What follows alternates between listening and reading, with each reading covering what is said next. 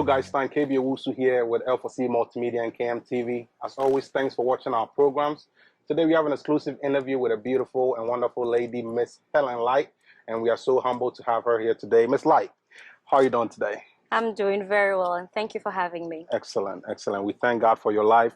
We've been following your ministry throughout social media and throughout here in USA, and we are doing a very wonderful job. We want to say God bless you for everything that you do. We thank God. Yeah. It's an honor. So Miss Light, right now we are living in the crisis of coronavirus, and there's a lot going on. How is the family coping with the coronavirus situation? How is all that all moving for you guys? The family is handling it gradually, slowly. We are taking the necessary precautions as recommended by CDC, and social distancing, wash your hands, sanitize, sneeze into your elbow, stay away from crowds as much as you can. Home is the safest place to be. We all know that, but you can't stay indoors forever, so you need to go out. But yes, the family is handling things well. Well, excellent. Miss Light, I want to talk about your name. I know you as Miss Light, and sometimes I think to myself, is she really called Miss Light or what? So today, can you clear the air for us today? Right. What truly is your name? We're clearing the myth. My legal name is Helen Oseafre. That's the name on my birth certificates and all the certificates I've ever owned. But Helen Light is my stage name. Helen means light, and God is light. So I had to find a merging point to infuse God into my ministry, because it's about Him. It's not about me. Even though I am representing, I have to have a way to merge Him into my ministry all the time. So I felt if God is light, Helen means light. God is above me, so definitely Helen Light. When a woman marries, she takes the husband's name, right? So if I'm getting married to you, I'll become Helen Owusu, right? So God is light. He is above me. So that is why I chose the name Helen Light. Wow, excellent. Thank you so much for giving us that explanation. And You're so today, at least we know a little bit more other than Miss Light. So Miss Light, if I was to tell you, give me a picture of Miss Light, assume I'm somebody who don't know you, what would you tell me who Miss Light is? Helen Light is a very free person. I've had people say, "Oh, Helen is easy to approach," and other people think otherwise, But personally, I think Helen is approachable, caring person. I'm a worshiper. I'm a Christian above all. I love Kenke. I love Kenke so much.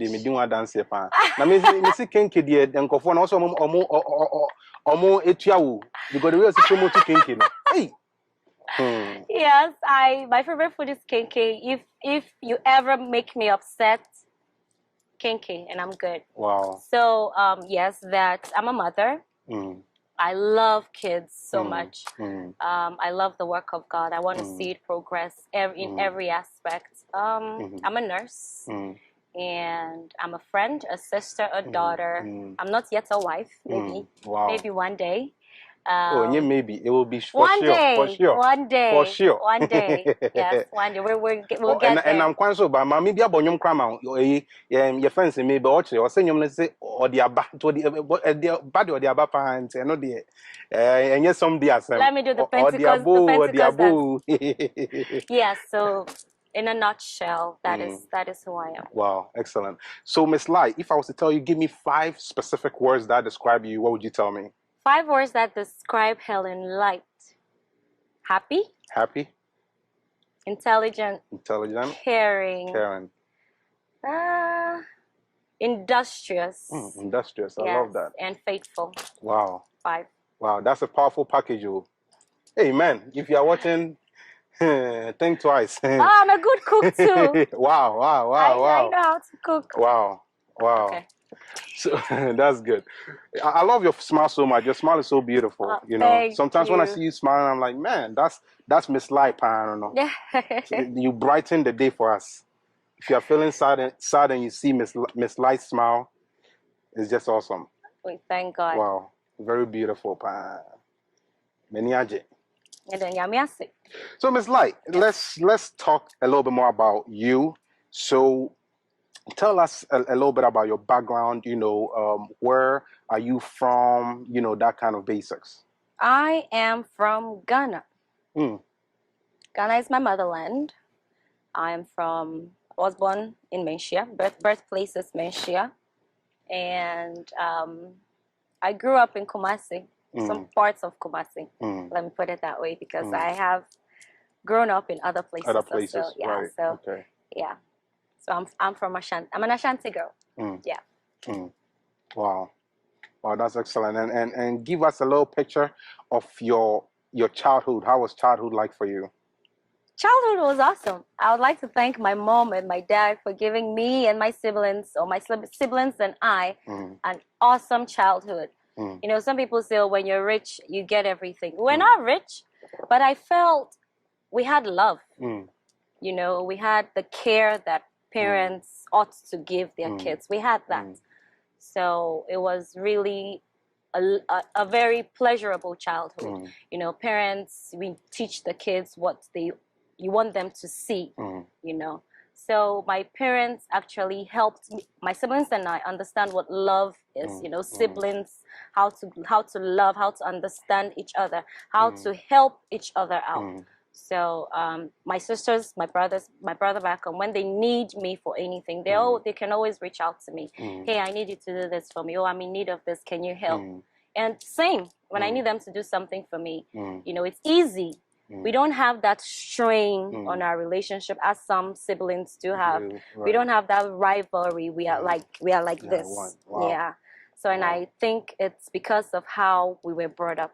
Nice one. Miss Light, take us through your educational background. How has the journey been, like your educational journey? Oh God, I feel I've been in school a lot. Like for the most part of my life, I feel it's been in school. I started my education in Nigeria. Wow. Plateau Private School. I actually do not know if that school still exists, but maybe I'll have to Google and see. But yes, that was the first school I know I started to attend. And where in Nigeria is that one at? It's at Jos Plateau State. It's in Jos Plateau State, yes. Okay. So that one, and then my dad took me to the church school. The church had a school. They were trying to have as much people as they can. But I went to that school for 1 day. Wow. It was I think 2 days, the first day and then the next day. The reason why I didn't go back to that school, I love the church, don't get me wrong. Redeem People's Mission. God bless you guys for everything you've done for me and my family. But your school, I did not like. It turned out to be one of the best schools in the state because it was always passing. But one teacher caned me so much for being late to school. It was not my fault that I was late. I don't drive. I was like 7. I came to school. I was late. She caned me. I cried from school start to school end. My dad came to pick me up. I'm like, I'm not going back to that school anymore. It's like, why? I'm like, because this teacher caned me so much. So that's it. And that was it. He took me back to my old school. And then after a while, we went to St. Piran's church school. That was another church school. But not our church school. Right. Yeah, it was a Christian school. Okay. My mom was a teacher in that school. So I took most of my elementary education there. So they have primary 1, 2, 3, 4, 5, 6. And then when you get to 6, then you go to junior high school. Junior high, okay. So I didn't get to class 6. Okay. I took the entrance exam in class 5. And I aced it. Wow. So my mom and dad like, okay, you don't need to do class 6. They have that flexibility. Flexibility, okay. If you ace it, you're allowed to go. So I got to junior high earlier than normal. And then I went to, my junior high was a Methodist high school, but we relocated. So I had to go to Abba Memorial College. And that was where I did all my JSS. And I got to SS1.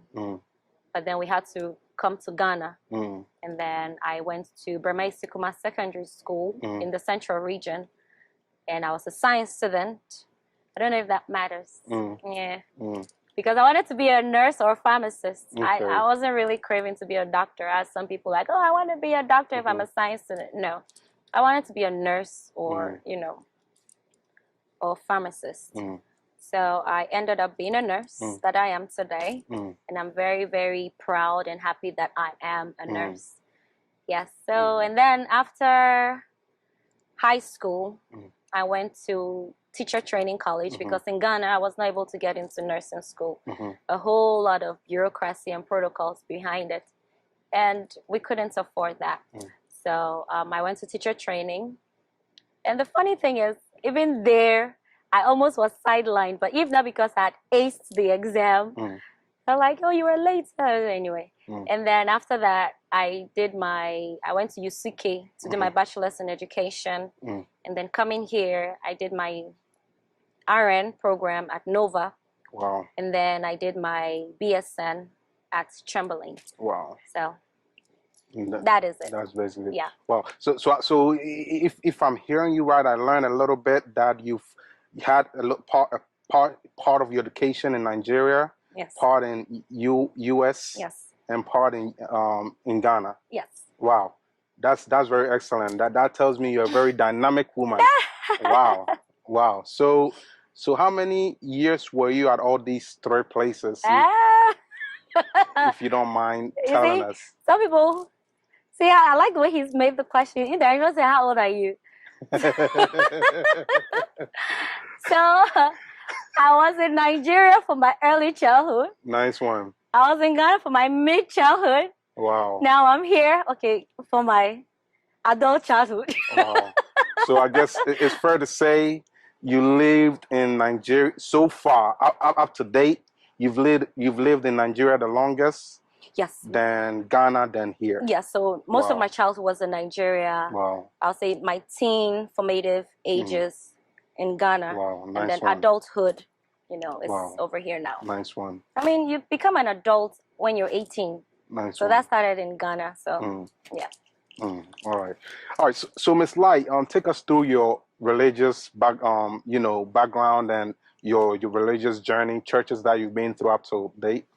Oh wow! In Nigeria, it was just one. Okay. That's Redeemed People's Mission. Okay. Redeemed People's Mission, founded by Reverend N.C. Thompson and Auntie Glenda. Very nice people. Very nice people. God bless you guys for.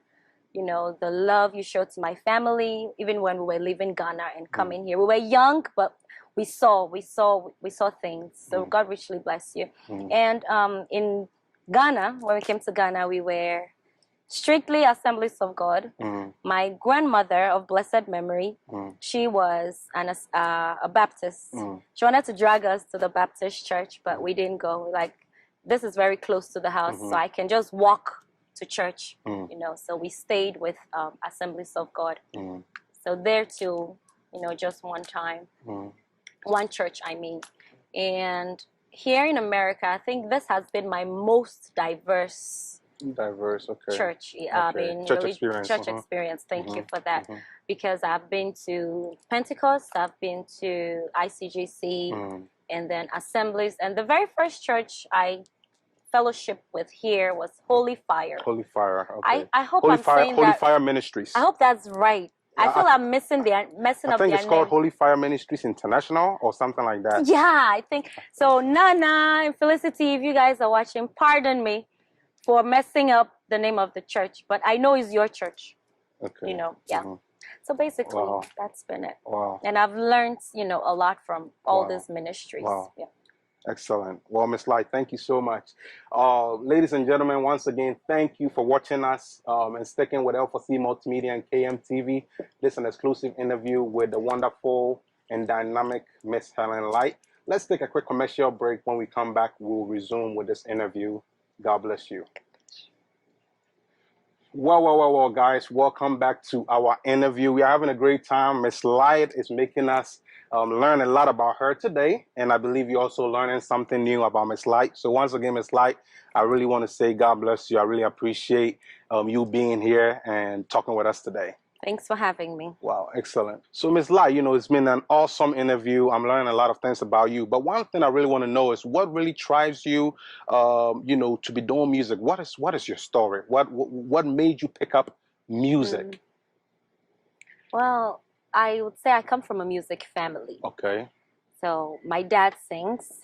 Wow. My dad used to write songs for the church choir when we were in Nigeria. And my mother sings. My brother sings and plays. I sing. My two other sisters also sing. So I'll say I come from a music inclined family. Right. So growing up, before my younger sisters were born, my dad will have myself and my elder brother sing and record them on cassettes. And he'll play them back to us after he's recorded them. And so that's how you sound, and that's how you sound. So I feel he put that seed in me, or in us. Wow. Every one of us. He put that seed in us. And I feel that's where it stemmed from. So even though I didn't really take it seriously growing up, at some point you have the calling. Wow. You know, you have the calling to be a minister of the gospel through music. I'm not a minister through the word like you are. Okay. So my ministry is through music. Through music. Yes. Okay. So it was a calling at some point. Yeah. You know, you join choirs, you join groups, but not until you have the calling. You cannot really do it. Actually, I don't even know how to put it. You cannot actually commit. That's the word. You cannot actually commit to it without the calling. You can always do it for fun. That's why people start and stop. People start and stop. Right. But you know, when you have that commitment, or when it's a calling, you always have a reason to keep on going. So I think my dad started it, and my brother continued it, and that's where I am today. Wow. Yeah. Wow. Wow. Wow, that's excellent. Wow. Yeah. Great. So in your talking, you said something about, you know, it's a calling, which leads to my next question that I was going to be asking you is, how did you discover your music gift? You've kind of talked about it, but what I really want to know is, you know, at what point did Miss Helen Light see that, whoa, I have something special and I need to take it serious? You've talked a little bit about it, but I want to know that question in specific. I'd say this was back home in Ghana. Okay. I mean, in Nigeria, yes, I did sing for the children's choir. My goal was the youth choir. They had this awesome youth choir that was headed by John Benson. He was the head of the choir. It was so awesome. That was my target. But you know, I didn't have the opportunity to continue there. But the turning point was in Ghana. There was this program at church that we had to do, and I was not one of the lead singers. Okay. So the lead singer did not show. She didn't show. So I had to step in. So after I stepped in and experienced or saw what God did at that moment, you know, you would, when God speaks, you hear. You know, if you are inclined with the Spirit, if you're inclined or in tuned, you would hear when God speaks to you.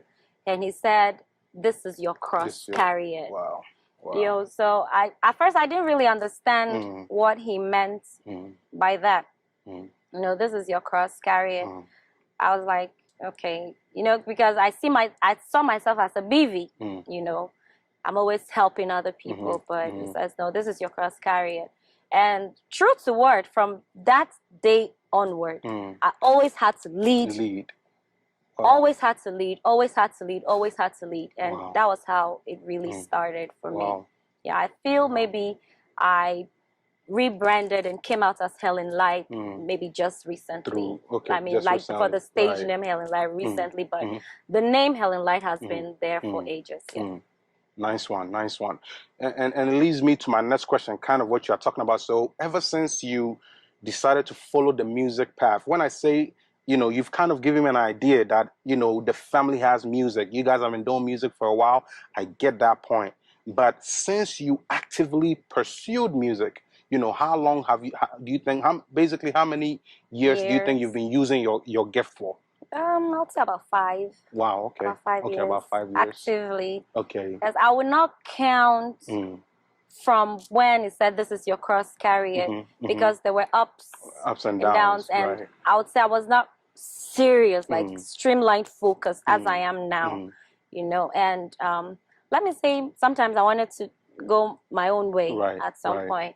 And then God will use maybe yourself, your family, your brothers, those around you to redirect you back, you know. So I will not count those as part. Even when I came here, I didn't actively, because I wanted to get settled. I want to know what I'm doing, to get my income, to be stable, because of America's system, how it is.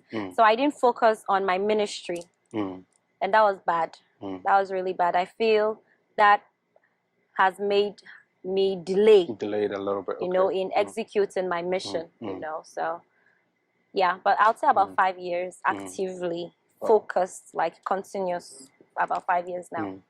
Nice one, nice one. I want to ask you, who is the greatest influence on your music career? You know, who has been the greatest influence? You know, I know there's going to be all kinds of people who have inspired you, but you know, for most people, they usually would have a great, or if you don't have any, that's fine, you know. Personally, the greatest influence on my music is my brother. Okay. Yeah. Okay. Because I remember times when I just did not want to sing. Okay. He was also playing the bass at the time for KNUST. He was in the KNUST thinking a lot of KNUST issues, choir, and when I say issues, I mean choir-related issues. He was in there actively. Clement Afre. So everyone knows Clement. He will bring the tall list of choir songs that they have to do for an event. And guess what? Helen has to learn all the songs. I'm not in KNUST. I don't sing in your choir. Why do you want me to sing the songs for you? Why do you want me to learn the songs for you? But he was dropping unconscious seeds in my heart. Right. You know, he'll make me sing the soprano part. He'll make me sing the tenor part. He'll make me sing the alto part. I didn't want to. But I realized that that is how I developed the ear to listen for parts. When a song is playing, I can tell the parts right away. I can tell which is soprano, tenor, alto, and I can teach parts. And I feel that was where it started from. You know, he would correct me and say, do it this way, do it this way, sing this particular note. I want to do it my way. It was like, no. So he also told me how to be disciplined, because sometimes you want to do things your own way, and God is a God of order. So he uses people to teach us how to be orderly as well. So that also, he is the greatest. I always say this anywhere. He's the greatest influence on my music ministry, and God bless him so much for pulling me in. Miss Light, I have a very important question for you. This question might not seem so important, but it's important to me. Okay. So how do you classify your style of music? When I ask a lot of Ghanaians, you know, they will say, "Here, me, I like the strings."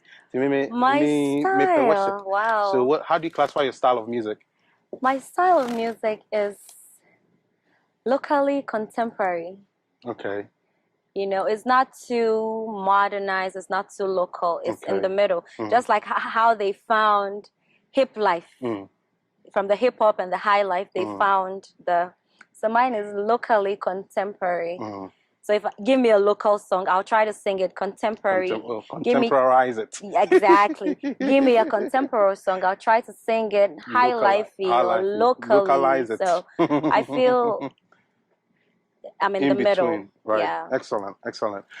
Do you write your own music, or have you even written any songs before? Yes. My songs, I have one song out there that's mine, written by me. Okay. Holy Spirit inspired. Wow. But I love that. I love that. I love that. Oh, yes. But I have, you know, songs that are not out yet. I have a bunch. I write most of my songs, yes. There are a couple that other people have written for me. The Blood Medley was just public songs we put together. But Iradeo's song like that was my own composition. Yeah, so yes, I do write my own songs. Wow, excellent. Well, God bless you so much. And if anyone has a song you want me to sing, yay, bring it. Yes, we're open to that too. Well, so let me ask you this. You said something about your song Holy Spirit Inspired. I like how you said that. Now I want to ask you take me through the process of how you write songs. For instance, you are there and Holy Spirit talk to you and then and it ends up in your book or ends up on the phone. Take me through a short experience. Just brief it for me. Okay. My songs are usually birthed out of intimacy with God. Okay. Yeah. A lot of people say they get songs in the shower. That's so rare. That's nice. That's so rare for me. And then see my mate. Like I'll be in the shower. I'm like, people get songs in the shower. Where is my song? Like people get songs in the shower. Oh wow! I've never. I'm like, where is mine? Hello. But mine is actually when I spend time praying. Maybe I'm worshiping with whoever is playing in the background. Sometimes I pause what I'm listening to because I'm hearing something different. When I spend time praying, that intimate period with God births a song. And it's amazing. It can be one line, it can be two lines. Sometimes I don't get the full song at a sitting. You can get pieces and then it builds on that. There was a time I was sleeping and then I was singing a song on a big stage and I woke up and I was still singing the song. I'm like, okay, maybe this is someone's song. Let me look for it on YouTube. I searched, I sent it to people. Have you heard the song? Do you know who sang it? They said no. Nope. I'm like, okay. So I wrote it down. So it's there. In due season, we'll bring it out. So yeah, pretty much comes from intimacy. Okay. So it comes from intimacy, then you just, take it into the book so you don't lose it or anything like that. Nice one. All right, ladies and gentlemen, we'll take a quick commercial break here. When we come back, we'll continue with our interview. Thanks for sticking with us. Ladies and gentlemen, welcome back to our interview today. We are having a good time with Miss Helen Light. We are learning a lot of things about her. Miss Helen Light, I want to just say once again, thank you so much for, delivering all these answers to us. We are learning a lot about you. I personally want to ask you, you talked a little bit about your music. I want to know, do you have any professional records out there? How many do you have to your credit, if any? Not much, but I have 3 to the grace of God, to the glory of God, by the grace of God. We have 3. The first was Yesudo. Okay. It's on SoundCloud, I think. True Way Studio. Okay. Yeah, worked on that one. And then Eradoso, we did that one in Ghana. Beulah Studios with David Pinkra. And then the Blood Medley, which just came out 2-3 weeks ago, was with New Gen Studios. New Gen, right. So far, so good. Well, let me ask you this. Out of all the songs that you've done, which one is your all-time favorite? Look, I asked a lot of musicians this, and they're like, "Oh, I can't just pick one of my songs." Tell me. I love Erado's song, hands down. Okay. Hands down, because it brings me to a place where I love to be intimately with God. So when I'm singing that song and it's on repeat over and over again, I get to where I love to be. So for now, I love Irado. So I cannot, although it's my song, I listen to it every day because it has something I need. Yeah. Miss Light, Irado song, maybe you've been to that. Maybe nobody have heard it before. Yes, so kakrana nema a cappella demo bi ni enhwe se ye kotie na si hunu sanyom no a maame no oto no no na e interview. We want to know, so Miss Light, give us a little introduction to Erade song so we can get the idea of what song we are talking about here. Erade song now adoya song Erade song now adoya song say once on you meaning nara esse ma wo so dening na say Mageshe Nyawoye Maya Bibiara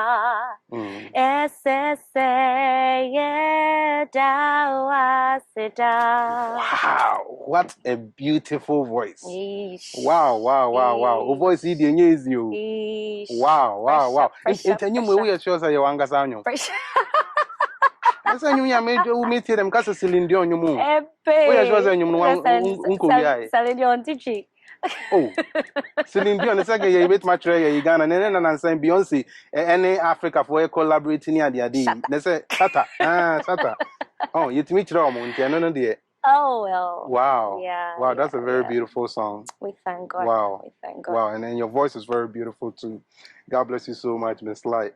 Oh, Miss Light, I want to ask you: have you ever featured any, professional? Let me ask you this way: have you ever worked with any professional musician on any professional project, or like an artist that is well known or anything like that? Whether they've helped you do something or you've shared the stage with them or anything like that, or Oh, stage they have shared plenty.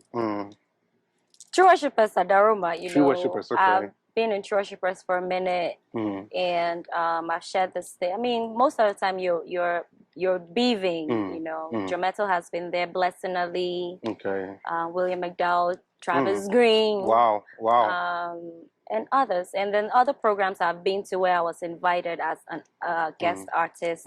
I've been privileged to share a stage with Tego Sisters, Diana Hamilton,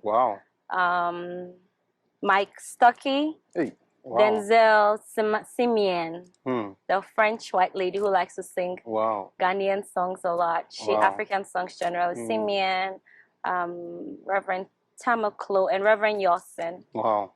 I don't remember others. Forgive me. Wow. Miss Light, don't use you. Yeah, I don't. Your resume is not easy.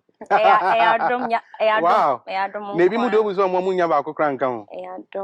And now the names you are giving, so it's not small names. Wow. Oh, I'm referring to him Messi. Or him Messi. Wow. Him Messi. Sa Francisca. Sa Kosia. She's sweet. Wow. I call her big sis. Yeah. Nana Yao. Oh, how can I forget Nana Yao? You say the one here inside America for one baby one.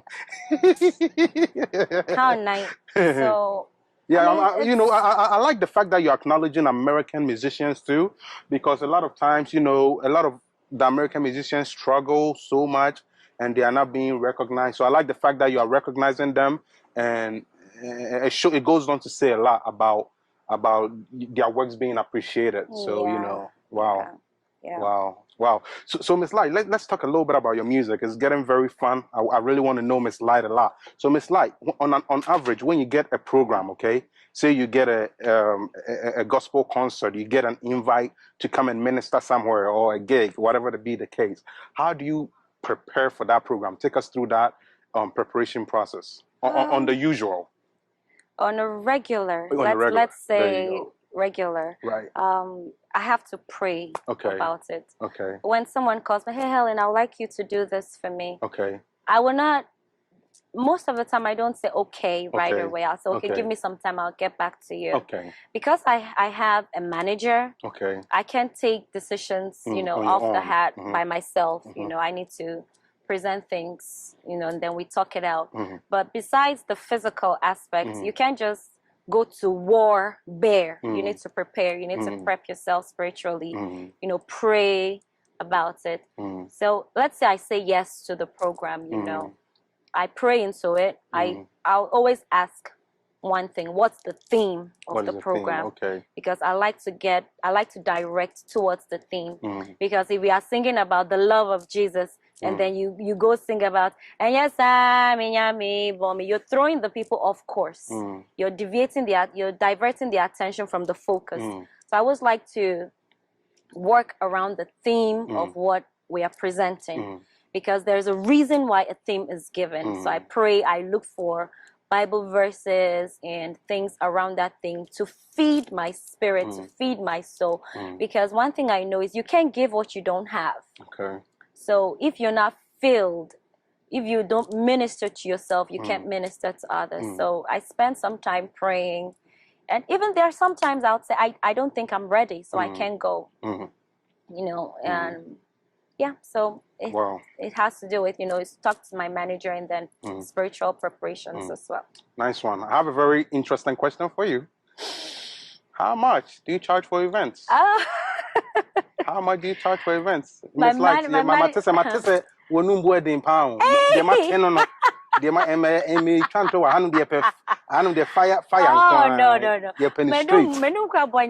of the things I do, people don't even pay me. They give me a so look mama. Hey, insure.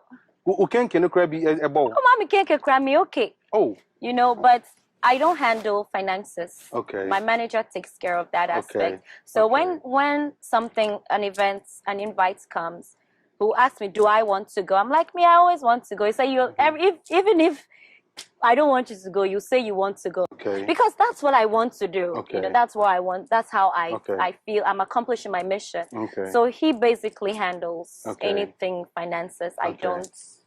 Okay. I don't want to get involved with money. Okay. I just want my mind to be clear. So he does all that background. Okay. Yeah. Okay. Wow. Nice one. And it's not plenty. It's not plenty.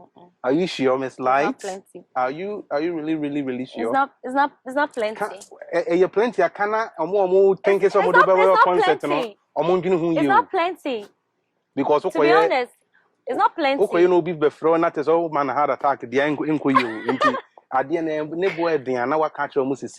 It's not plenty. You know, I believe in fairness. Okay. You know, you invite someone to maybe your church, come and do this for me. Then at the end of the day, oh, God bless you. You know, think about the investments the person put into themselves to get where they are, you know, gas, at least, give them just gas money. You know, it doesn't even have to be something over the top. I feel most of the artists in DMV will testify that we are not really seeking for monetary gifts, but appreciation, you know, show people appreciation, show people you care about them, and we are all together. But I feel sometimes people place, okay, this one is high there, this one is high there. But I feel we complement each other. What I can do, the next person cannot do. And what the next person can do, I can't. So I respect everybody's ministry, and I feel it should be like that across board. So if you invite someone, you think, put yourself in that person's shoes. How would you want to be treated? If you feel the treatment you're giving them is well-deserved, continue. If you feel it's not, then you need to revise. You know, there was a place I had to go. They had invited so many guests, flown people in. So I was like, okay, so my manager actually had to. So what about her? What are you doing for her? And so we'll talk to you later. Nothing. Not a dime. Wow, I see. Not a dime. So you know. So you come, you get the atmosphere set, and the other people come. But me, I just enjoy doing what I do. But I just believe we should be fair. Okay. We should be fair. All right. So for you, it's not about the money, but still, people got to play fair and not underestimate you. It likes me. What was that, butterfly? A ladybug. Wow.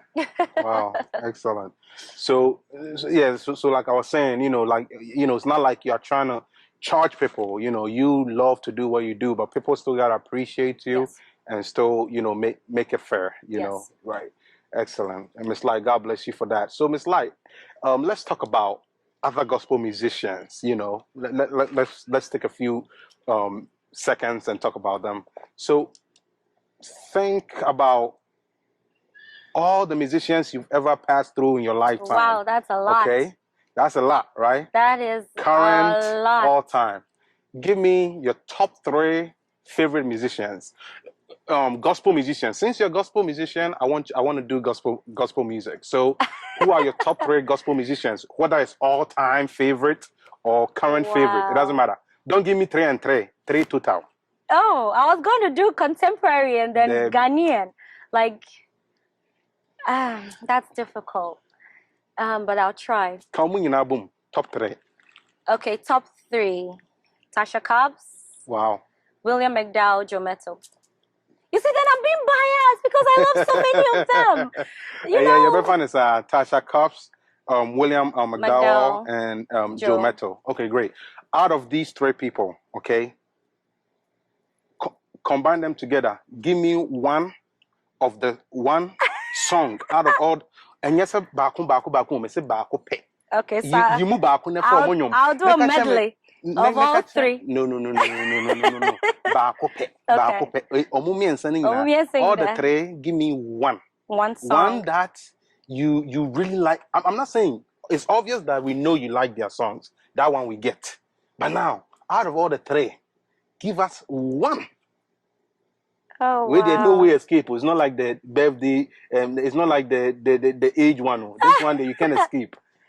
Tactics, but you still got an answer for me. I surrender all to you. Okay.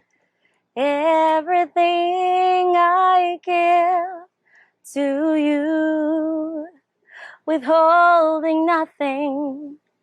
Wow. Hands down. Wow, hands down. Yeah. And that would be William McDowell. Absolutely. Why that song? Tell me.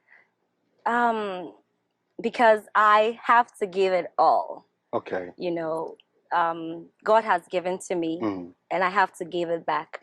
You can't pick and choose what to give and what not to give. You have to give it all. And I feel one thing I noticed from William McDowell is he brings me to that place of intimacy that I like to be a lot. So, yes. So he's also my type. Wow, nice one. So let me ask you this: when it comes to secular music, okay, I'm sure some gospel musicians will say, "Oh, I don't listen to secular music. Me they mean you, me they say you." I want to know, Miss Light and so. I want to know secular music, what is your understanding about it? But my real question to you here is, who's your favorite secular musician? To be honest, that is, if any. If you don't have any, it's hard to pick a favorite because I feel there are secular artists out there who sing inspirational songs. Okay. Michael Jackson, for instance, there's a song he has that I really love, and I feel we need that song now. Okay. Heal the world, make it a better place for you and for me and the entire human race. There are people dying. If you care enough for the living, make a little space for you and for me. There's nothing wrong with that song. There's nothing wrong, right? So when people brand songs because the person is not a gospel singer is bad. No, I don't categorize myself as that. BB and CeCe Winans have love songs. Fred Hammond has love song. Brew Riverson in Ghana has a love song out there. Even Nasi, so the Bible has love in it. The Bible has things that encourage. And there are places you read in the Bible that it doesn't mention God, it doesn't mention Jesus. These are words we say on a daily basis. Songs of Solomon. But when you listen to love songs, people think, "Washiase." But me personally, if it doesn't contain profanity, nudity, derogatory statements that make you feel inferior or intimidating or violence, then I can listen to those. But I don't listen to anything that has profanity. I'm lyrically inclined. I like the words of a song more than the rhythm of the song. So if the song is clean, let me put it that way, I'm good. I'm good to listen to. I'll rise up. You're encouraging people to get up from their discouragement and rise up. But because saying gospel people will frown upon it. That's one thing I love with the American artists. They come together regardless of whether you're a secular artist or a gospel artist, and they do things together. Yeah. So. This is not part of my questions, but because of what we're talking about, I'd like to bring, and I know that you're going to talk about it for me. That's kind of, I know you will. Save the day for me, please. Let's talk about love music for a second. Some Christians think listening to love music is not good, and some people really, and I don't think you're going to be on the side of those that think it's not good. So listening to stuff like Your Side of the Bed and KJ one when in KJCO since one for you. Ayeka. Listen to these people, you know, the ones that will put you in the mood for you to be able to also you know, show your love to your husband and that kind of thing. And I said, if you almost say Omunti love songs, yeah, imagine say if they want to show love to their husband, they will put on Holy Ghost. Yes. I can imagine that. No. I can imagine that. So like, what is your view on that whole thing, that whole concept or misconception? You know, however you know it as. You know, I just see it as a misconception. I don't know how you see it. Personally, I think we have to be open-minded. Okay. If we say we believe in all the gospel, you can take some and leave some. When I started to read Songs of Solomon, because it was assigned to me by one of my mentors, he said, now you get to a point where you be in a relationship, you're a music artist, so you need to know. When I was reading Songs of Solomon, like, this is in the Bible. It talks vividly about body parts. It talks vividly about moods, you know, but I feel our culture frowns on anything sexual. Sometimes they don't even talk about sexuality in the church. It's like a taboo. It's like we can't do that, you know. In the aspect of love songs, like I said, if it contains profanity, I cannot relate to it because I'm not a profane person. No, I don't know how to cuss. So I cannot relate. So when people say you have to be, I'm imagining, say, songs you dedicate to God, are they the same songs you want to dedicate to your partner? I don't think so. The Bible says God is a jealous God. He cannot share his glory with another. I worship you, Almighty God. I can't sing that to my husband or my partner. You know, it has to be something on his level. You know, so like Bibi and Sissy, I wanna be, I wanna be, I wanna be, I wanna be. I can see you hurting. So it's relating to the love of their lives, you know, relating to their lover, relating to their partner. So you can play, like I'm emphasizing on the cleanliness of the song. Songs that have, excuse my language, medical song. It's yaroro. I'm like, it don't make any sense.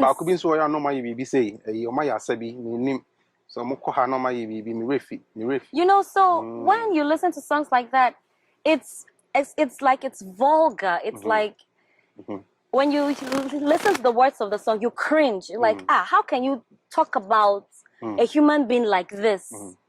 You know, so me personally, if it's a clean song, Kojentry has some clean songs. It's not negative. It doesn't demean anybody or in any way. You can listen to those songs. Me personally, when I get married, I would not play Era de Woso when I'm getting intimate with my husband. It takes the idea of worshiping God, and then for me it destroys the image. Right. It destroys the image. Some Christians will say you cannot listen to secular songs, but there's a song say, I really don't know how to sing this song. It says, make a woman your queen, respect her. For a woman, no. I don't know how to sing that song. But when you listen to the words of the song, it's something you in a relationship would tell your woman. So why can't it be also in a song form? But when it's in a song form, it's bad. I feel we are having double standards. That's what it is. If you're able to tell someone, I love you, I want to spend the rest of my life with you, and you hear that in a song, what's the difference? Someone will say maybe it's the person who sang it. Fine. The person who sang it, that I agree. But there are Christian artists who have sung love songs. But we close our minds to those love songs because they are love songs. Please, let's be open-minded, you know. God said he created and everything he created was good. That includes the love that we share as man to woman, you know. So let's not be close-minded. Yeah, that's just my 2 cents on that. I'm like that. I love it. I'm loving it. Yeah. Tio, it's very true. Yeah, my men and Ghana for all you people listening to us, you know, you take us any you say it drew time I when hoka for more money kakra say more court more demo some more living room whatever it be and ya fe na ode Holy Ghost baba be shiano Fire. what you say Fire. and ya fe na oh you program be on me no more ye bomb fire na no fire inti ave na you will fire be why and fan compare the fire Exactly. inti yesremo a mu hwe oye and ya fe na fire so my name is Sofo Baku bi kasa one time bi or say fire for fire and Jebusiafo mu he yo mu fan to be da na mo ho anchere mo anyways it's very good Miss Light, thank you for really clarifying that you'll be an voicing opinion on stuff like that, and I really say thank you so much for voicing it out even though it's outside of our interview. But thank you so much. I know it's going to help somebody. Miss Light, I want us to take a quick commercial break. When we come back, we are going to get into something that I call partial. And the so we'll be right back. Ladies and gentlemen, once again, welcome back to our interview. Once again, we have Miss Helen Light here. We are interviewing her and we are having a great time. When we left for the commercial break, we were talking about a wonderful topic that I believe it has helped you. We talked about how you guys should see music. Don't have a narrowed or tunnel vision, that's what they would say, or don't have a narrowed vision. Be open-minded so that God can bless your marriages and your homes, okay? Miss Light, baby, I do my friend of passion. Passion on the chance, yeah, but bash so the then fast answers because a mood to be bringing and any bash so 10. All right. And my first question for you, Miss Light, is gospel music versus secular music. Who's doing better? Okay, can you clarify who is it better in terms of? In terms of which industry is more successful? Financially, it's the secular. Okay, financially. Yeah. Okay. But in soul winning, definitely gospel. In reaching more people, reaching more people is gospel. But money-wise, it's secular. Wow. Would you ever feature secular music ever on your music? I've never thought about that. I need to think about that. Okay. I want to know, like. I'm open. Okay, you've never thought about it, so. Oh wow. Would you or? It's not a bad idea. Okay. I'm saying this because I was actually listening to an interview, right? And I was listening to your papa your papa how saying that we I forgot his name. Yalsapong. I was listening to your papa Yalsapong, and he was saying radio, you know. He was listening to the radio, and the presenter was interviewing Sak. And Obusa Sak said, would he ever feature a gospel musician on any of his music or whatever, or collaborate with a gospel musician? I'll say yes. Nanipa Obonanyum every single day. And Yasapon was listening and saying, "I know the Amen Freeway." Yeah. Afraid they collaborated, and you know they have made a song. If you have seen that on social media, right? So that's kind of why I like to ask my people that I interview on the music side what they benefit from that. You know, when I watched Eno Baroni on Reverend Abiam's, I don't know. Yes. Now, Reverend Abiam done song. You see him, kid. He brought a pool of secular musicians to sing. And you'll be amazed what God can use these people to do. Let's not be, again, close-minded. Don't put the cap on the bottle and say, okay, the bottle is bad. God can use anything, you know. So I haven't thought about it, but I'm not close-minded to that. Okay, you're not close-minded to that. Okay, great. That's fine. My next question for you is dealing with, you know, the success though. So what do you think is going to take for gospel musicians to succeed, or you know, for the gospel music industry to be more successful? You know, you said something about financially secular side is doing well. However, spiritually or soul winning wise, they're not doing well. So, in the same sense, what is it going to take for gospel music to rise up? Amen. That's a good question. See, I said amen.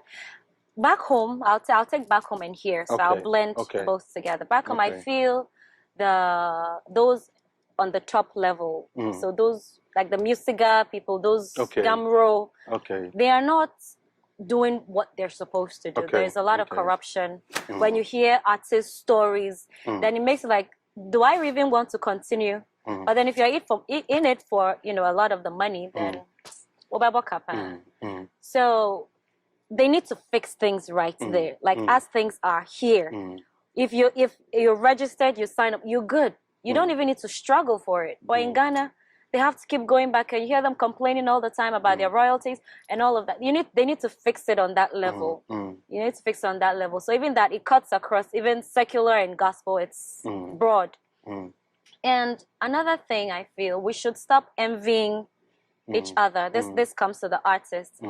Recently, I found myself getting in contact with some upcoming artists as well in Ghana. We have Minister Paulo, Theo Praise, Holali, and they are very lovely people, and they are pushing the agenda of sharing one another's work.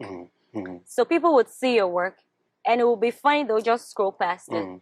Just because maybe you have more likes than them or more views than them. Recently, Danny, he's in Ohio. He did a worship concert. When I saw it, I was so excited. I was jumping all over the place. And they asked me, Helen, are you okay? I said, yeah. I'm okay. I'm excited that somebody's doing a live concert. I want to do a live concert too. So I started sharing to all the platforms that I knew. I was sharing. That is how we are. Embrace one another. Support one another. We move forward together. It's easier when we do it together than when one person is doing it alone.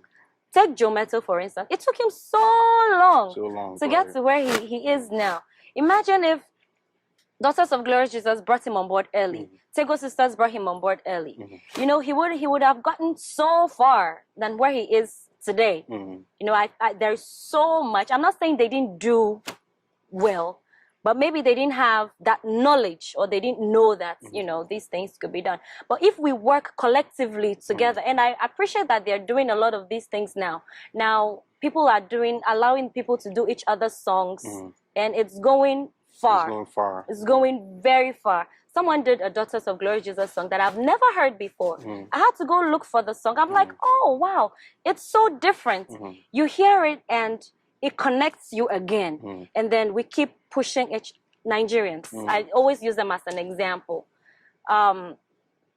This person comes on board. They'll always sing another person's song, maybe one or two before they sing their own song. Ghanaians, no. It's me alone. When it's you can't go that far than when it's us, You attack one person is easy. Attack the pack is going to be difficult. So I feel we should support each other, compliment each other. Supporting give them the best of you. So when it's your turn, you can always get it back. Definitely, you won't get 100%, but you get some of it back. So let's support each other. That's another. Media is another. It's sometimes Ghana, we have the radio stations and all of that, but here it's different. It's a bit different, right. So promoting your music on radio is different here as compared to back home. Back home, we call radio station you do what you have to do, and then you move forward. But here you don't have the in-house building radio station you can walk into. Most of it is online. So it takes time, and then sometimes you reach out to people, you talk to them 1, 2, they ask, so do you have a video? I'm like, oh, not yet, I'm working on the video. You don't hear from them anymore. But God bless you. You do a phenomenal job. I richly open my arms and say, God bless you. Like, you do so well. You, Gold Legacy Radio, promoting people's work. Oh my God, you guys do so well. Sometimes we don't even reach out to you. You do it on your own. And it's amazing, if we have a few more good-hearted people like you, I believe gospel music here would also go far. Go far. Wow. Excellent, Ms. Light. Thank you for that answer. You already kind of gave us an idea about your career, but I still want to officially ask this. Here's the reason why I asked this. One time, I was talking with a minister. I won't say his name. And when I was talking with him, he was telling me some issues he's having with his family in terms of the wife and that kind of thing. You know, and that it's like, oh, say, what for gospel, and now you know, you cast a gospel for especially in Ghana, they have that comment. So I'd like to ask this question so they know that in Kofubi it's not like say almost. So that's why I'm asking that question. So Miss Light, do you you know, pursue any other profession or professional career aside from your music? Absolutely, yes. And if you recall, one of the 5 things you asked about me, I'm industrious. I'm not lazy. Okay. I'm not a lazy person. I remember when I was doing my nursing school, I would work overnight, 8 hours overnight, and go to school for like 10 hours. Wow. So I have 2 hours or less to sleep, and then the cycle goes again. So me, personally, we're not lazy. Like even those I know here, they work hard. You can ask Denzel. Denzel will tell you because he relocated here. And comparing that back home to here is not the same. Here you need to have some sort of income coming in to support you because you need to pay your rent, you need to pay your bills, you need to buy your gas.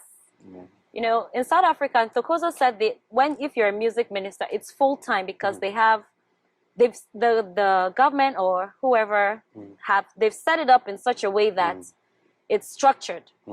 So you can function well being a full-time artist. But here, nah, you can't. You cannot. You're going to shows, you're not getting paid for shows. You know, it's there, everybody sees you on the screen with a nice smile. But after you close, how are you going to eat? So you need to work. So yes, I'm a full-time nurse. I'm proud to be a nurse, saving lives. Like I always say, saving lives physically, saving lives spiritually. That is my calling. So, and very soon I want to go do my master's. I want to become a nurse practitioner. So help me God. It's not going to be easy. So it's balance. You need to find the balance. If you're someone who cannot manage your time, you can't survive in the music industry anyway. You can't survive in it. You'll start, but then you fall. Somebody will say, oh, but your metal is not working. I'm saying, are you sure? Are you sure he's not working? When you go closer to him, you'll see if he's working or not. Yeah, so it's not easy being a full-time minister. It comes with its challenges. So as you do have your challenges, you also need to make sure you have an income. Paul was a lawyer, if I'm not mistaken. He had that before he became let's call him a pastor for now. So he had his own thing going on. So to my fellow gospel artists out there, let's not make people think that we are lazy. So if you're not doing anything besides your music and you know it's not sustaining your family, again, that's the word I'm using, sustaining your family, because some people are full-time and they're okay. But if you're full-time and your family is suffering, please find other things to do to complement your family and to, you know, make sure your family is okay. God does not like a leader who cannot take care of his home. You know, even in that instance, you're not even worthy to be a leader. It's there in the New Testament. I've forgotten where exactly, but it's there. So if you want to be a leader, you want to manage, you want to be branded as a gospel artist, as a gospel minister, you're ministering the gospel through songs, please be able to pull your weight. Amen. Yeah, nice one. Nice one. Nice one. You know, as you are talking, it reminded me of one of my women of God. Rev, you know yourself, I'm not going to say your name. But one of my reverend women of God always say, my brother, ministry is money. My brother, ministry is money. And yeah, Rev, you know yourself. So in case you watch this interview, I laugh about it. Yeah, she always tell me that on the phone. whenever she's getting stressed. My brother, ministry's money. Oh. I mean, you need money to promote your brand. It's not easy. Yeah, it's not easy. It's not. Wow, nice one. Pasio, Yetwaso. What is your greatest fear in life? What is your greatest fear in life? My greatest fear in life. I'm usually afraid of what is next. What is next? What if I can't handle it? What is next? You know, I'm not me from the get-go. You know, it started from somewhere, you got somewhere. So let's say I'm here. There's another one. So as I'm here, I'm scared. I'm like, what is next?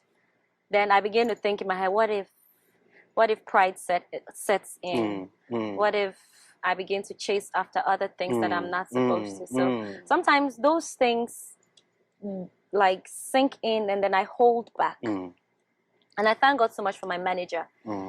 At points where I am in that moment, Helen, what are we doing next? I'm like, oh Lord, is he reading my mind? All right, you need to plan for this. You need to plan for this. Okay, give me a list of songs you want to do. Give me this. And then he'll give me a deadline. So I have no choice but to go follow through with it. And he's like that. He's that demanding in a good way. So he kind of keeps me on my toes, which is good. Yeah, so I think that's my biggest fear. Wow, nice one. I like that. One time I was preaching a sermon with the ministry, and I call it the fear of the unknown. And I think that's something similar to what you're talking about. Absolutely. The fear of the unknown. Yeah, it's something that I believe a lot of people deal with that. Wow, nice one. Miss Light, let's talk about your challenges. You know, I know in life there's all kinds of challenges we have faced, you know, but I want you to, in a way, tell us, you know, what are some of the few greatest challenges that you have faced in life that you always, you know, maybe it has even strengthened you today, you know? So basically, what are some of the challenges you faced over the course of years or even through, you know, your music journey? You know, just a few, you know, that you would like for your followers to know about. Oh, wow. This music business is hard, though. But I believe God's grace and strength keeps us, you know, moving forward. But besides challenges in music, let me bring it to personal, you know, some personal challenges I've encountered. I had a very bad relationship, you know, back home before I came here. And that left me very devastated. I didn't trust men anymore. You know, when I see a man, oh, you're beautiful, I think I want to be in a relationship with you. I'll just size you up and you know, so it took me a while to overcome that. Wow. Yeah. So if you're out there, you have a bad relationship, it'll get better. Don't dwell in there. So move out of it and move on with your life. Yeah, move on quickly. Musically, I feel breaking through. It's a challenge. It's a challenge, you know, like getting people to rally around your vision. I'm looking for a team. I need a stable team. I need stable BVs. I need a keyboardist. Okay, I have a gig. Let's go. He's there. Right. It's so challenging, you know, and the keyboardists, you know, they have other things they have to do. Right. And I don't like to limit. I like you to grow as well. So you can, that's a huge challenge, you know, and then a place to meet and rehearse. Recently, not until recently, I didn't have a place to meet and rehearse, but now I do have one, to the glory of God. Someone told me something, and I'll share it all the time. If God gives you a mission, He would always give you resources. It may not be present, but He will bring them. He'll bring you the resources. Yeah. Wow. So I've held on to that word. And even my fellow artists, when they're going through difficult times, uncertain times, I still share that with them. I don't hold it for me alone. Like, if God has truly called us, He will make a way. Yeah. Wow. Pastor Yanko. Yako. Wow. Okay. What is the worst news you have ever received in your lifetime? Worst news? The worst news that was broken down to you. Like, oh my goodness, no way. What is the worst news you've ever received in your lifetime? Wow. Do I even remember? Thinking you're going to pass a test, you failed, whatever. I don't feel exam. Okay, so okay. Corona, I don't. They say Corona, man. I know. They say when your friends say high fives, they say no, your friend we High elbow. Elbow five was and so they say no more high five, elbow five. Who's that? So the worst news you've ever received. I mean, the worst news I received, I fought against it. So okay, this is a little it's a little personal. I mean, sometimes you encourage people with your life. Okay. That's the purpose of our interview. So, the worst news I've ever received in my life. Even my mom doesn't know this. Oh Lord. Okay, this is to encourage you. Okay, it's to encourage everybody. The worst news I've ever received was when they told me that I was, you see, there are stages to get cancer. So if I go into nursing terms, it'll be too much. So let's say there's, like you have pre-K and then you have the kindergarten itself. So I was at the pre-K level to get to cancer. So I went for an exam and they found, you know, cells that were abnormal. So they're like, okay, we need you to go to this lab to do this test and this test. And coming from a nursing background, it rings a bell. I'm like, okay, what's going on? And I said, well, we are not sure, but we think, you know, you may be. It's like they're also scared to tell you. I'm like, it's okay. You can tell me whatever it is, I'll be fine. And then she said, okay, can we see you in a private area? They took me. Anytime somebody tells they want to see in a private area, it's either good news or bad news. For me, at this point, I was like, okay, this cannot be good. Right. So they're like, okay, we're not sure, but we'd like you to go to this special, what do they call them even? A cardiologist or? No, specialty. Okay, okay. So, and then have these tests done so we can be sure that it's not cancer. Okay. I was like, say that again. I froze for a moment, you know, and then the Holy Spirit brought this sense of calm. It's like, I'll never leave you nor forsake you. That's all I heard. I'll never leave you nor forsake you. Like, what do you mean? I'm almost getting cancer. So, and where it is, then you want to forget about having kids, you know. So I was like, that's scary, you know. So I'm like, I'm not that old. So this is, I don't see, I can't connect the dots. So I prayed about it. I told my girls, hi Pam, Eunice, Dorcas, hi ladies, hi Andy. So I told them about it. And you know, we'll pray about it from time to time. And I went to do the test. And then each time you do the test, they'll say, come back next week. Come back 3 weeks from now. We're going to do this. We're going to do that. To the point where they did biopsy. If a biopsy is done, it's not good. It's not a good feeling, actually. So I prayed about it severely. You know, I told God, whatever the case may be, let your will be done. Let your will be done. You know, but if it's my choice, because your word says, if I speak to you, you would hear me and give me what my heart desires. I don't want to have this. I want it to be taken away. So I got there again. They have to do a surgery to take those cells out and then do repeated tests. And it's all gone. Wow. Amen. So, yes. Amen. That's so, yeah. Wow. And if you hear this, nobody will be inspired. This is a very motivational motivational story. Seriously. I'm saying it now and I'm laughing. You know how much I used to cry? You stay behind closed doors, you cry, and then you come to the stage and you sing, and you're jumping and singing. Everybody thinks everything is good.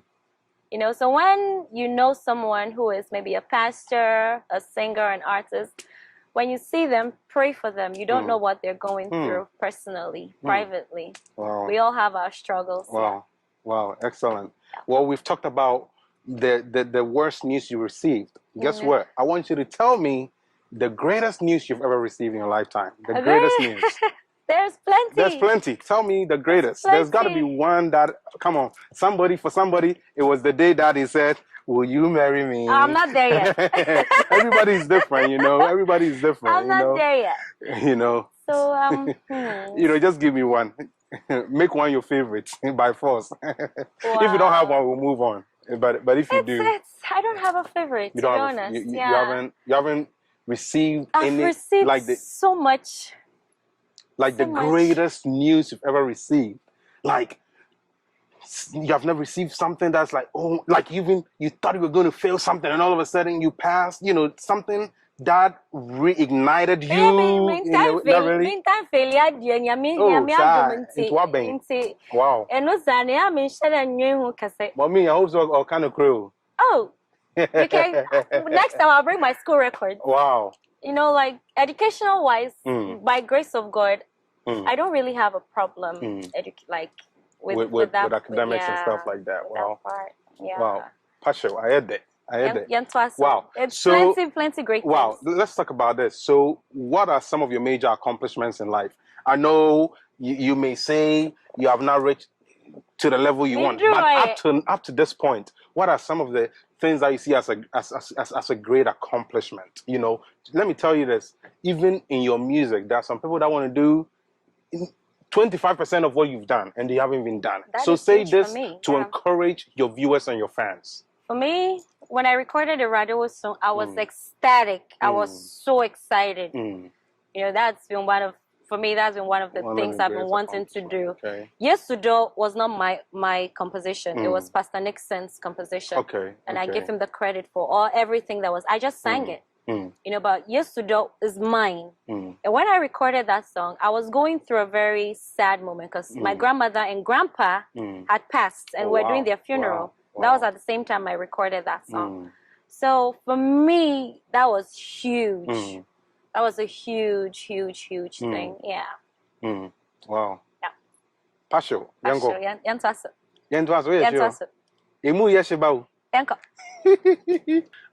How do you balance out, you know, the relationship, social life, you know, relationship even with your mom and siblings and family, and you know, how do you balance all these things on top of that music? See the way I just exhaled. It's not easy. It's not easy to set time aside for work, church, relationship, family, personal time. It's not easy. You have to make a conscious effort to do those things. You know, allocate time and stick to it. When you practice it often, you get used. You get the hang of it. You get used to it.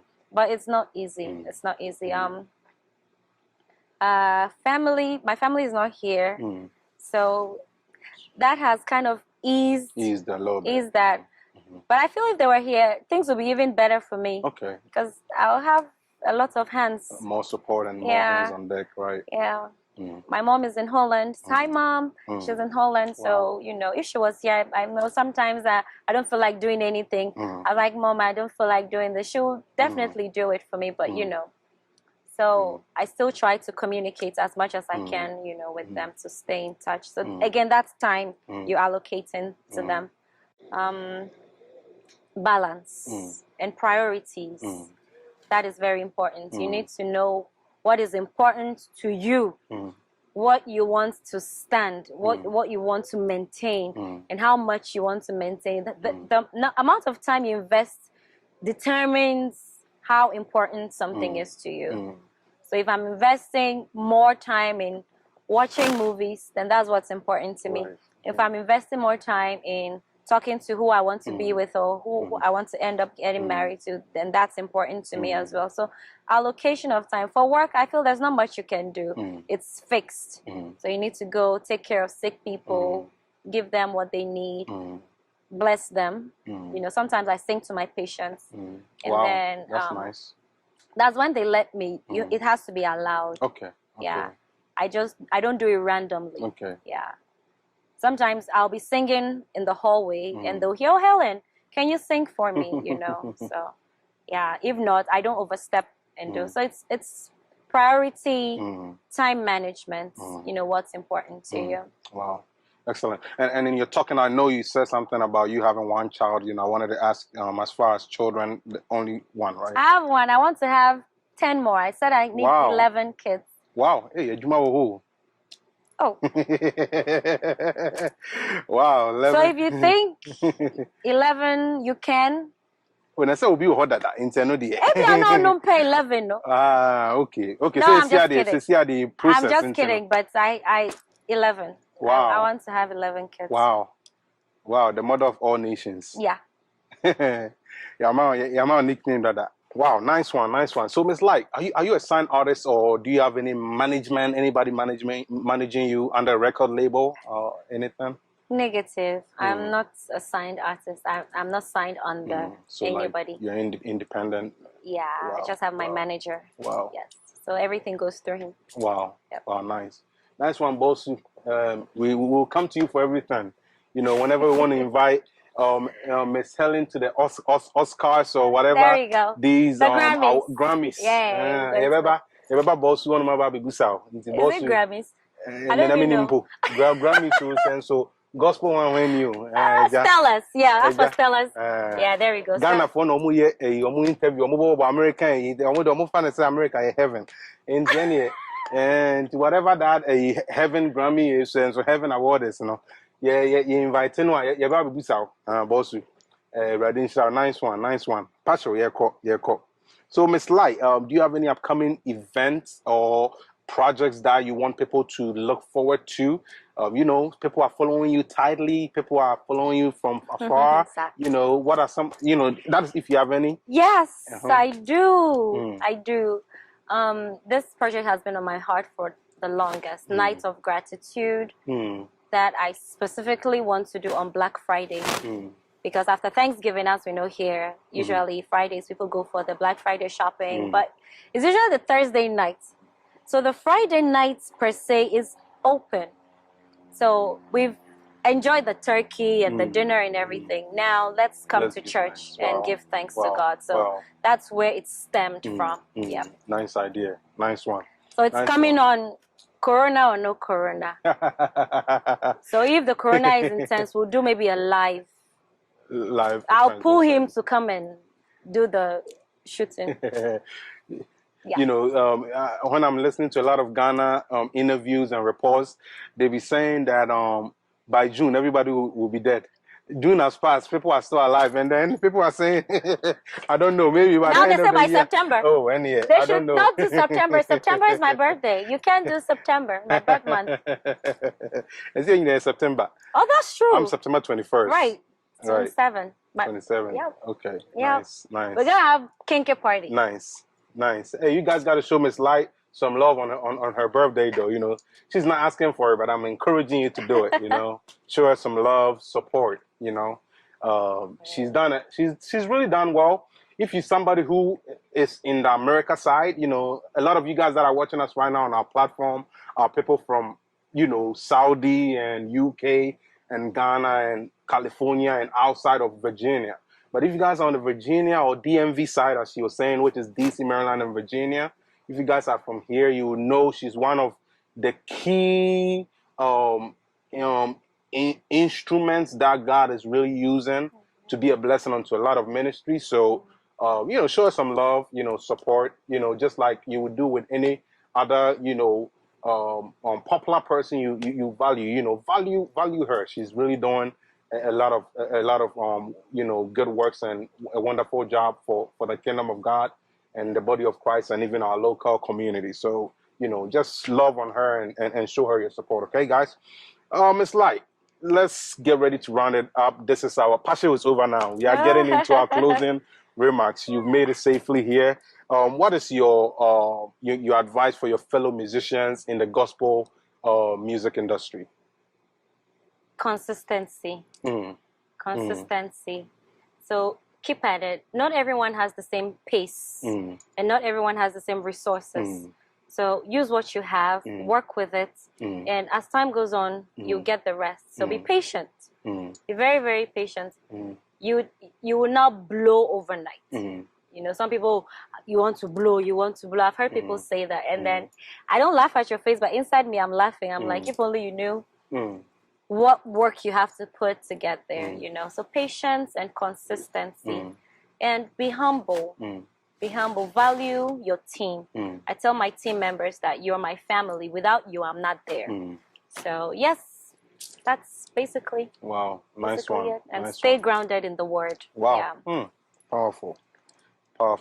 What is your advice for, you know, that young person looking up to Miss Light, saying, I want to be like this lady one day? What is your advice for them?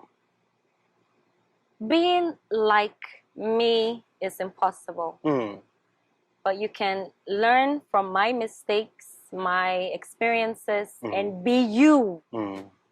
Because you will be better being you than being me. So you have something unique that God has put in you. And no one can take that away from you, but you have to harness it and bring it out. So yes, learn from my mistakes, learn from my achievements, learn from everything that I'm doing. I am absolutely up for that.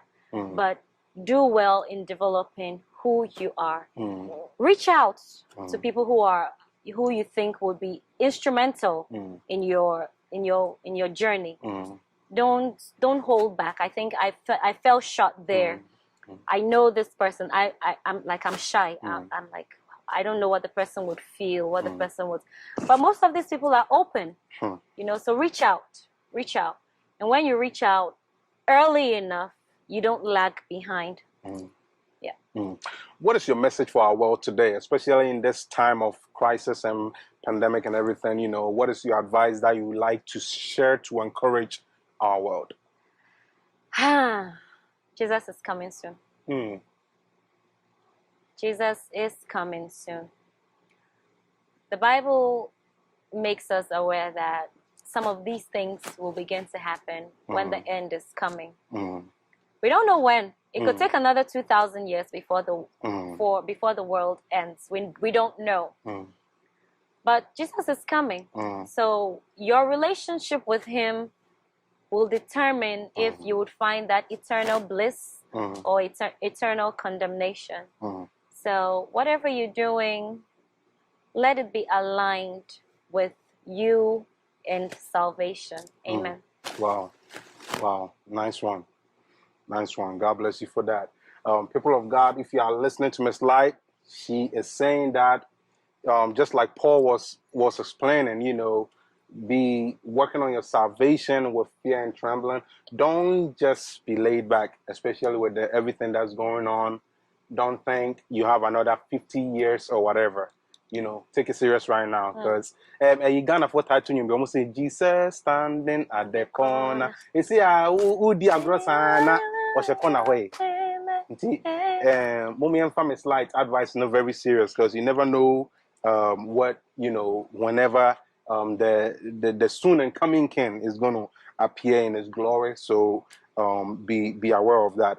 Miss Light, we've talked a little bit about your management. I want to ask you, this is the opportunity for you to tell me your booking procedure. What is the process? If somebody wants to book you for an event, what is the process they got to go through? At the same time, too, I want you to give them your social media handles as well, how they can find you, you know, all those details. Okay, social media handles first. That's important. As Helen Lights on Instagram. Instagram is Helen Light _. Helen Lights is one word and then _. That's on Instagram. On YouTube, it's Helen Light. Facebook, I have my personal page and then I have my music page. So I think I'll probably have to change one, so there's a difference. Okay. But it's all Helen Light. Okay. It's all Helen Light. I mean, if it's a page, you know that it's a page. Do support a sister out there. I am not on Twitter. I don't intend to go on Twitter because there's a whole lot going out there on Twitter. So it's just a personal choice not to go on Twitter. But yeah, those are my handles. Oh, Snapchat. Yeah, someone said my Snapchat just came into my mind. Yeah. Snapchat too is fine. Helen Light still. And the booking process. If you give me a message that, you know, I want you to do, I'll reroute you to my manager. You know, sometimes we'll talk about the events and everything, and I'll be like, oh, I'm interested in all of that, but I'll still reroute you to my manager. So sometimes to save you the time of discussing it with me and then going back to discuss with the manager, my manager again, I give you his information straight up. So what I know he does is he would listen to you and then he'll tell you, I'll get back to you, because he would need to look at my calendar and see what I have going on, if I'm free with the dates that the individual or the events is happening. Because sometimes there are weddings I have to go sing at, sometimes even funerals I have to go sing at. So they would see the time, if it's favorable, if there are no issues, and then he will discuss that with me. And if I'm good to go, then he would reach back out to whoever or the organizers and then finish it off with them. Wow, nice one. Your closing remarks, your words of thanksgiving, anything you want to say. Bear in mind, this is not closing our interview. Now we are going to enter into hot seats. You have officially done with the main interview. We are going to enter into hot seats with 2 questions, then we'll be done. So right now, your closing remarks before we enter into hot seats. Oh, closing remarks. I really want to thank God for this beautiful gift he's given me to share with the world. It's amazing. I thank my family so much for not pressing me down or, you know, preventing me from being who I am today. They've been supportive of my music ministry. My team, I love you guys so much. Sam, I can't mention everybody's name, so forgive me. Let me just say team. The girls, Dorcas, hey, what's up? Pam, Eunice, Joy, and Endora. I love you girls so much for all you do for me. Even at my weakest points, you're always there to support me. My church, Evangel Assemblies of God. I'm so happy for where God has brought us, you know. We've come through a high and low, but you've been instrumental, you know, with my ministry as well, and given me the church, you know, to even have my rehearsal. That means so much to me. And for you to tell me, oh, if you want to have an event, you can use this place. It's not everyone who does that to artists in the church, you know, in their churches. Some people suppress them because they want them to work for the church. But you've opened your arms so wide for me, and I'm really, really, from the bottom of my heart, I'm really, really appreciative. Pastor Godwin, Pastor Alvin, Pastor Jacob, God richly bless you all and your wives and your families as well. I cannot forget my manager, Mr. Kwabena Boateng. You do so well for me, you know, handling programs, handling my meltdowns, you know, when projects are not on point, you handle them all, my bookings. God richly, richly bless you for everything that you've done. I pray we go far together. And at no point should I be ungrateful for all the things that you've done for me. Oh, how can I forget Senam? Senam, God bless you. You know, me and you, we are cool. So God bless you as well. KB, Gold Legacy. These are people who have supported my ministry without even me reaching out to them, you know. And it means so much for me. And I really acknowledge you. God bless you so much. And to everybody else who I didn't mention, please, the list is tall. I can't mention everybody. God bless you all for all you do. You know yourselves, you know yourselves. All of you comments on Light in the Dark channel, everything. God richly, richly, richly bless you. I love you from the bottom of my heart. Upcoming ministers, artists, all of you old ones that I look up to.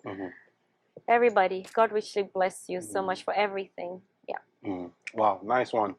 Miss Light. Yes, sir.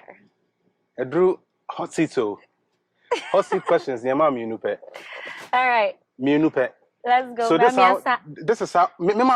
Yeah, let's go. 3? Yeah, we have to make it a perfect number. Okay, we're going to do 3 hot seat questions. All right, so before we do that, we're going to take a quick commercial break. But let me explain the rules to you so that when we come back, we will, you know, get straight into the hot seat questions. So here are the rules, okay? I'm just going to give you the question, and you are just going to elaborate on it. So these are study topics that people have submitted to the multimedia. Got you. Some is from ministry, some is from friends, some is just questions that we just come across. So it's a mixture of all kinds of questions. So the way it's going to work is I'm going to roll my number, and the number is going to be spinning. You just have to tell me stop, and I'm going to stop. Whatever number it lands on, That's the question I'm going to ask you. Wow. Mm-hmm. Wow. So it's very hot. Wow. Any choice. No pass. Your best fair. All Okay. right, not a problem. After the commercial break, we're getting into that. So, to our viewers, once again, God bless you so much for sticking around with us today. We've had a great time and wonderful time with Miss Light. We are going to take a quick commercial break, and immediately when we come back, we are going to enter into hot seat, and we're going to ask Miss Light 3 questions. I was going to give her 2, but she decided to opt for the 3. So we're going to do 3 questions today, and we are going to round up our interview. Let's hope this goes well, and I hope you guys are going to learn from the answers you will get also. So catch you guys after the commercial break. Hey guys, welcome back to our interview. Once again, we have had a wonderful time with Miss Helen Light. We are getting ready to round up our interview with our hot seat questions. Miss Helen Light decided to do 3 today. I was only going to give her 2, but she decided to do 3 just because she loves her fans so much and her supporters. And so because of you, she's going to address these questions. So Miss Light, you already know the rules. I'm going to let the clock spin, tell me when to stop. I'm going to click stop, whatever number it lands on. That is the question that I'm going to ask you. So are you ready, Miss Light? Yeah, ready. Where the I say passion number, except where the viewers and no fans never saw to boise and one for film when the spices and if film no more to a see. And more shit and so and to boise. Send you back any yam on what I say. Maybe I should have gone with the 2. I guess it's too late now. All right. Yeah, all right, so let's go. So the right. clock is about to tick. Okay, so just tell me to stop whenever you're ready. All right. Stop. All right, great. We landed on question number 28. So our 28 says, what are your views on married couples using contraceptives to manage their family planning goals? Is using contraceptives or birth control a sin? Wow. More shit and so you ever call. All right. I believe God naturally gave us birth control. Mm. You know, women have fertile days, unfertile days, and then you have, you know, days when you bleed. Mm. But I believe you're talking about, you know, the other ones that people take in as well. Mm. It boils down to choices. Mm. You know, if maybe your health is at risk and the doctor says if you conceive again, this may happen or that may happen. You know, God has given us wisdom as well. Mm. We need to apply that wisdom also to the way we live. Mm. You know, you won't say, oh, because I like eating, let's say sugar cane, and you have diabetes, you continue eating sugar cane. Your blood sugar is going to spike and you're going to end up dying. So if I'm unable to, if I feel I will not be able to cater for these many children, if I have, say, I want 11 children because I feel I can take care of them. Let's say Sister B cannot take care of 11 children, so she wants to limit it. I feel she can. It's not a sin because if you have the kids and at the long run you're unable to take care of them, looking at your resources, it then becomes a burden. And then, God forbid, but it may lead you even away from your salvation, you know, because you're looking for ways to take care of them. People steal, God forbid, but you die in the act of stealing the food. You're not going to heaven. God is not going to mark it as right because you wanted to give it to your child. It's still a sin. So I don't think it's a sin. I think it boils down to choices on what you think works for you and your family and how you can manage it. To me, I think, but again, other people will be of the notion that we are not supposed to have birth control. God gave us natural birth control, but unfortunately, not everyone knows how to calculate it. Some people miscalculate. So that serves as a booster. So we should know how best, you know, to work around it. Yeah. Do what best works for you and your family. Don't do it because okay, you feel, okay. Yeah, it should be within the right context, you know. Yeah. Right. Nice one. All right, hot seat question number 2. You ready for that one? All right, let's go. God bless you for that. That was very good. That was very good. Let's go for our second question. Are you ready? So tell me whenever to stop for the next one. Stop. All right. We landed on question number 45. Hey. Question number 45. Let's see what our 45 special is telling us. We like to say what call African restaurant. I can so number 45 special. And yet the crowd be now I'm scared. Yeah, say okay, I think say you're okay. Yeah, I'll say our 45 special says say a group of friends was engaged in a conversation about the need to have sex with the woman, with your woman, a few times before committing to her towards marriage. One asked, what if they don't have sex until after marriage and find out the man was impotent, leading to the frustration of the woman? Would the woman not have every right to leave her husband if she feels she cannot live with this condition for the rest of her life? Even if she decides to stay in the marriage, will it not be fair? Will it not be fair and reasonable if they agree to have a mutual agreement of other alternatives, like having an additional sex partner or other alternatives to satisfy their sexual needs? And it says in specific, let's not be too religious here. Wow. Let's get very practical. That's a very, very long and detailed question.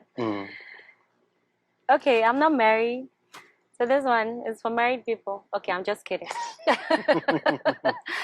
So, if we actually to bring Bible into this, okay, they haven't. The Bible says, "What's God put together, let no one put asunder." But I believe, as a man, now let me bring my medical aspect as well. If you are impotent, you know, and to marry someone, you have to be honest. So if I am aware that you are impotent and I still go ahead and marry you, I have no reason to divorce you, to ask for another sex partner, or to cheat on you. I have no reason for that. Absolutely none. But if the woman is kept in the dark and she doesn't know that the man is impotent, of course, church rules, morality rules wants us to abstain before we get married. And the marriage is not consummated. That's room for splits right there. And that is permissible in the church as well. So those people who hide behind it and say, oh, I worried, yeah, it's not biblical. It's not biblical. There has to be a covenant, and that's where the sex comes in. So you consummate, that's blood coming together. So you form a covenant, you form a bond. And if that doesn't happen, either of you can split the marriage. So at that point, the woman can divorce the man. She can leave. But baby, a true marriage bringing another person in.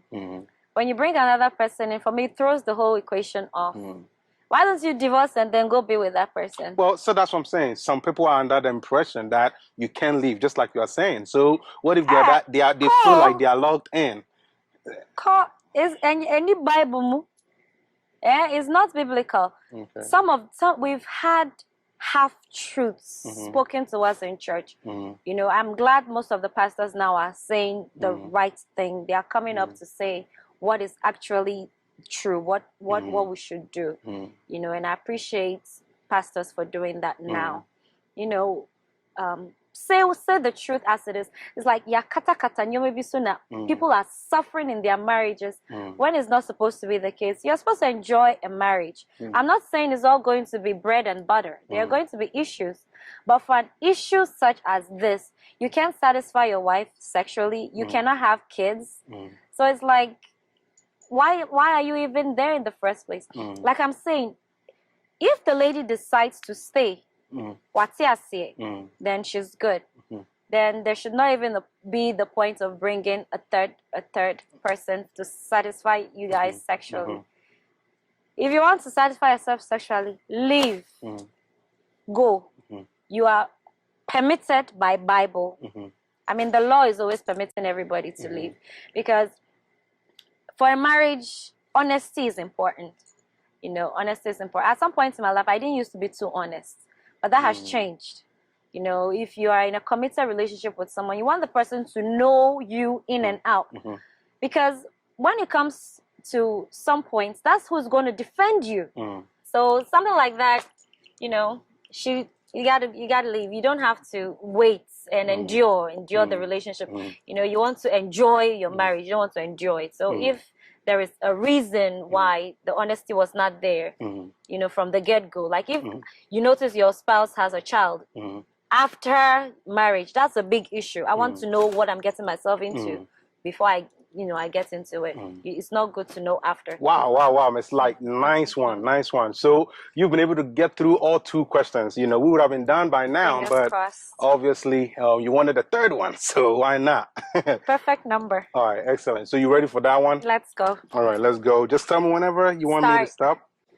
And stop. All right, we landed on question number 23. Question number 23. Let's see what that is giving us. Okay, it's kind of funny. So the question says, a study group came to the conclusion that women believe and expect their husbands to die first. Is it true that men die first? What are your views? That is funny. Right. Like we don't expect our husbands to die. Well, I'm not married, so I don't know. So what if you married and you died first and your husband? Why would I die first? We don't expect our husbands to die first. Like my grandpa and grandma, it was beautiful. Grandma died before grandpa, but it's like 2 months in between. Okay. You say, so they go and continue their love in Asamado. But I don't expect my husband to die first. You know, it just happens. It just happens. Yeah. That is so funny. Like I don't think we expect the men to die. But you know, most people marry men that are older. Yeah, so you marry an older man, you know, that can happen. Yeah. It's not an expectation. It's not an expectation. But you know, we would like the will and then the life insurance. Yeah. Nice one.